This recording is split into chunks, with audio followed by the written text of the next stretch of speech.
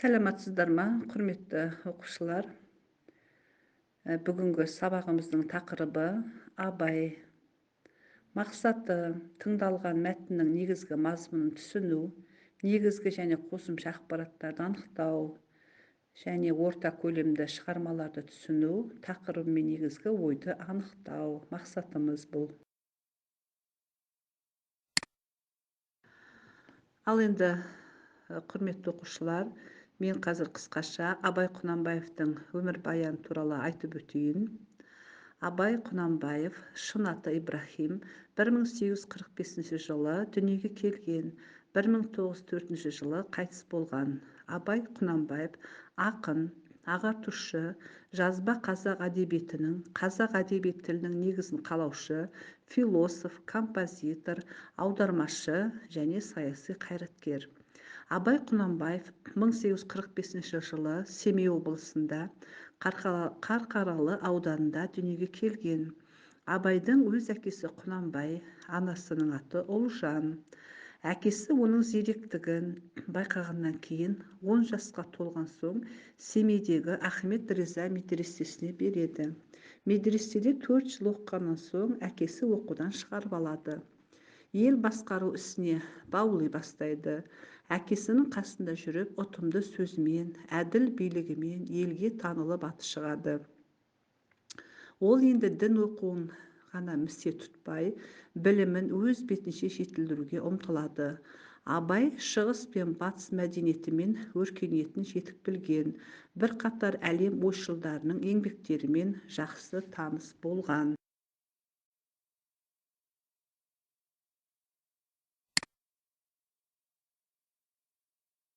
Абай Құнанбайұлы қазақ халқының ұлы ойшылы, ағартушысы, ақыны.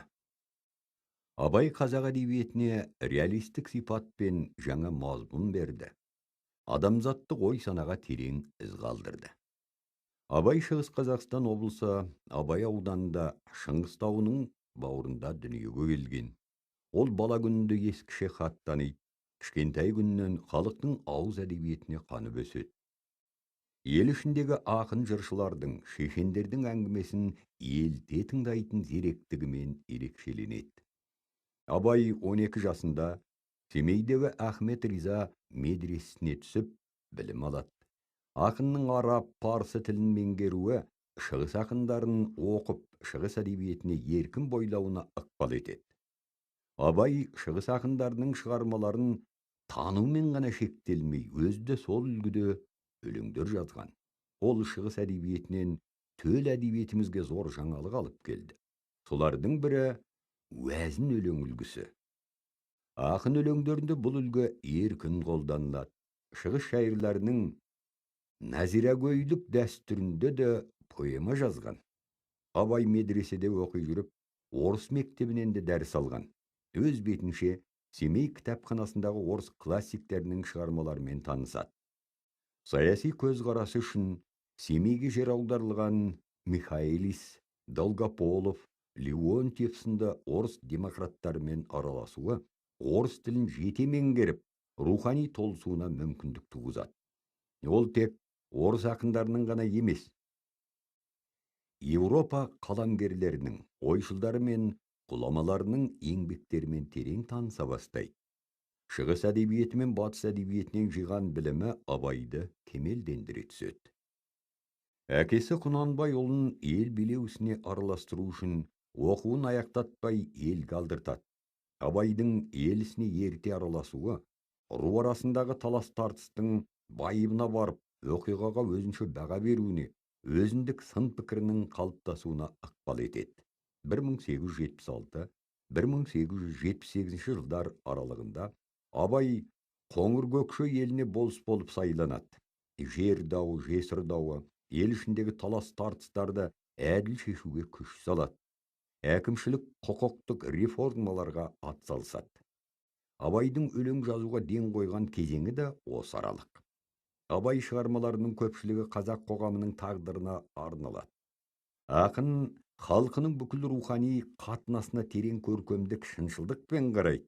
Ескілік әдет, билеуші топтың азғындық мінездері ақын шығармаларында аяусыз шенелсе, қараңғылық, мұқтаждық пен жоқшылықта өмір сүрген бұқара халықтың қоғамдық қалпына көзқарасын айқын сездіреді.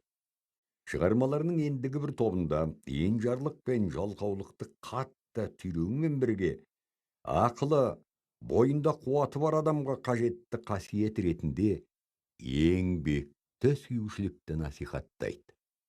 Оқу білім тақырыбындағы өлеңдер Абай шығармаларында үлкен бір шоғырды құрайды. Оқуға шақыруда Абай жалаң уағызбен айтпайды. Қоғамды қайта құруда, адамды қайта тәрбиелеуде білім алып, оқудың маңызын айта келе, аянбай оқуға ұмтылу керектігін шығармаларында баса көрсетеді және сол жолды мақсат етіп қоюды ұсынады. Қазақ әдебиетінің өркендеуі үшін Абайдың аудармашылық жұмысының маңызы зор.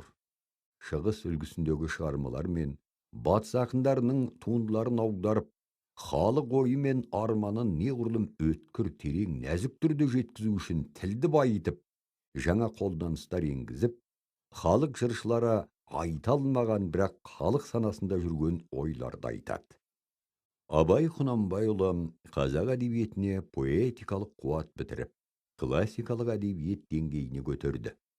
Абай шығармашылығы өз заманының, тіпті бүгінгі күннің де шындығын танып білуге негіз болатын рухани жәдігер. Ол өз дәуірінің шеңберінде ғана қарастырылатын өткінші дүние емес. Заман ауысып, уақыт озған сайын қоғамдық ой санаға әсері арта түсіп, өркендеп, дамып отыратын асыл мұра.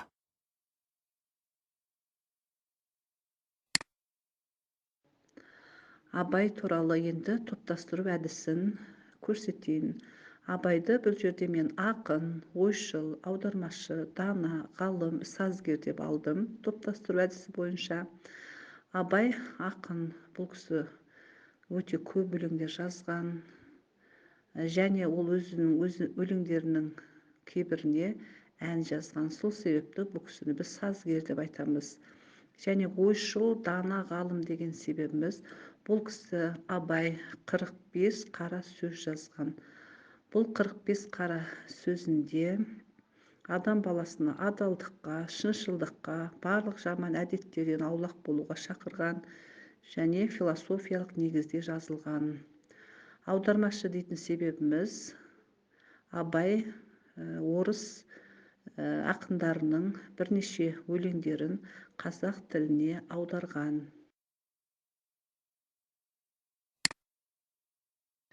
Биыл Абай Құнанбаевқа 175 жыл толады. Өткенде наурыз айының бас кезінде біздің мектебімізде Абай Құнанбаевтың 175 жылдығына орай көптеген іс-шаралар өтілді. Оны біз жақсы білеміз. Себебі біз осы 6 сынып оқушылары Абай Құнанбаевтың бірнеше өлеңдерін жатқа айтқанбыз. Әсіресе жылдың 4 мезгіліне байланысты қыс, жаз, көз, жазғытұрым өлеңдерін жаттаған болатынбыз.